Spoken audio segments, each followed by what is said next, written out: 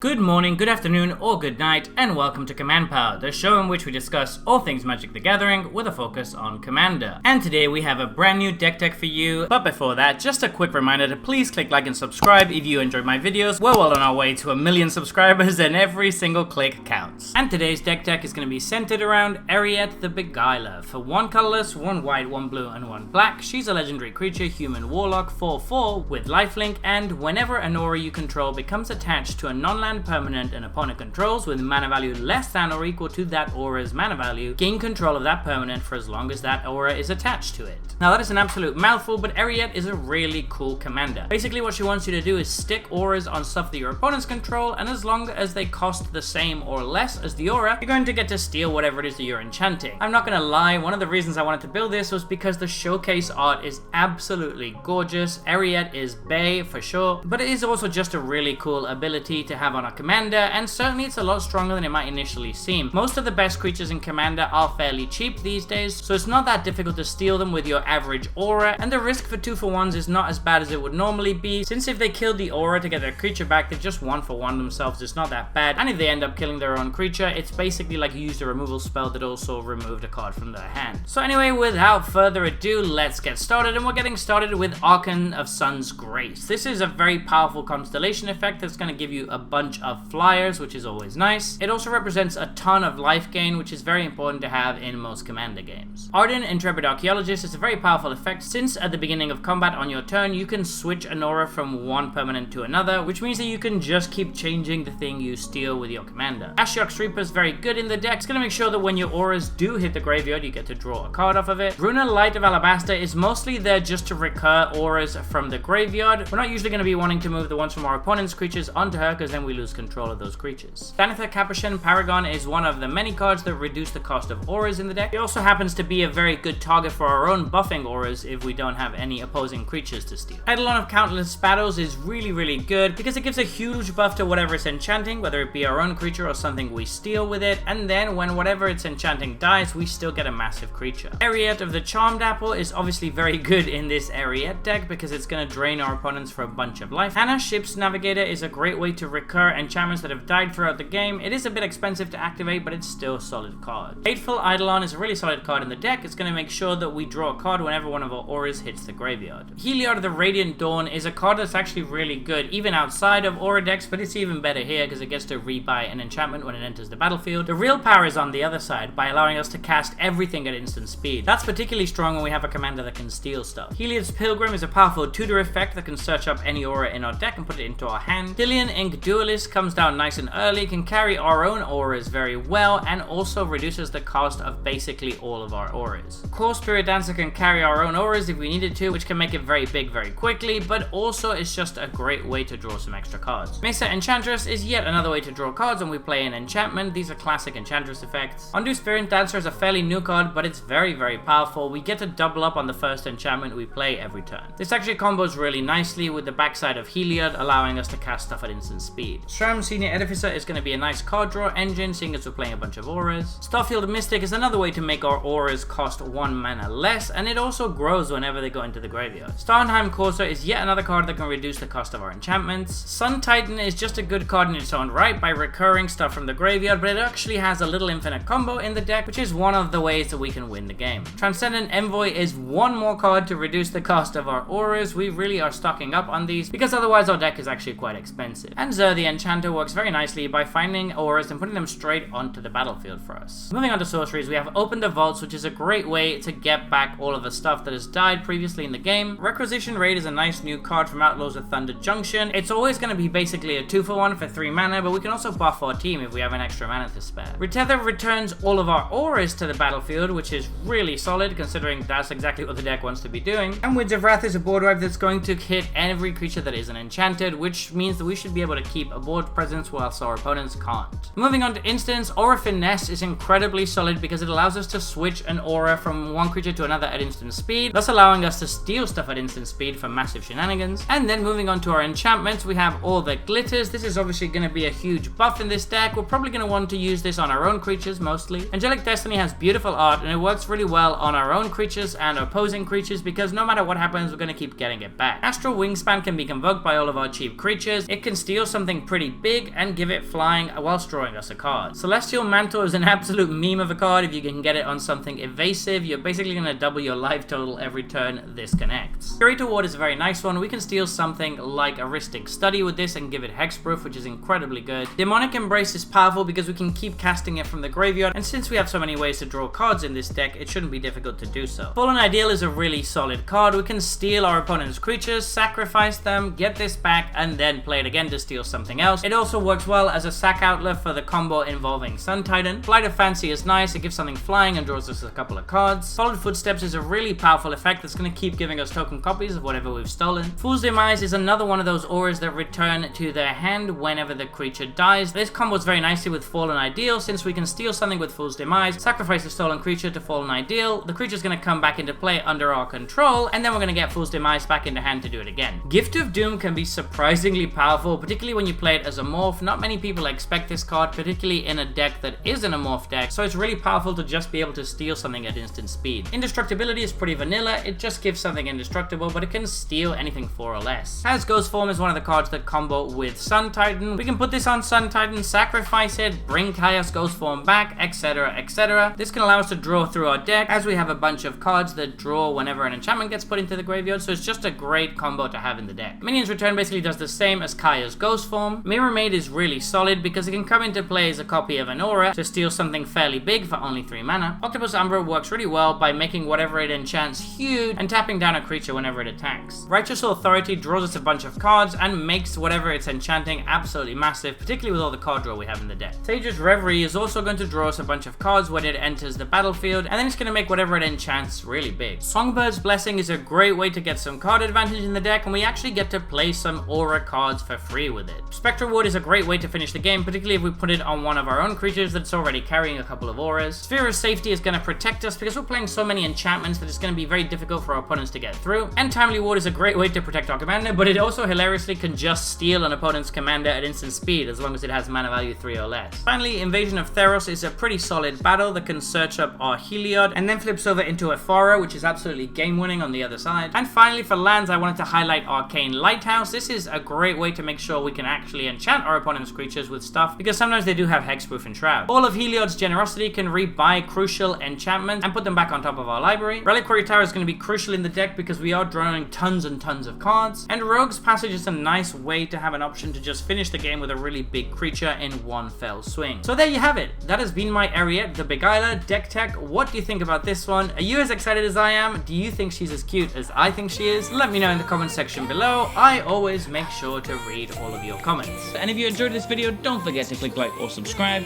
It really helps the channel. And until next time, take care.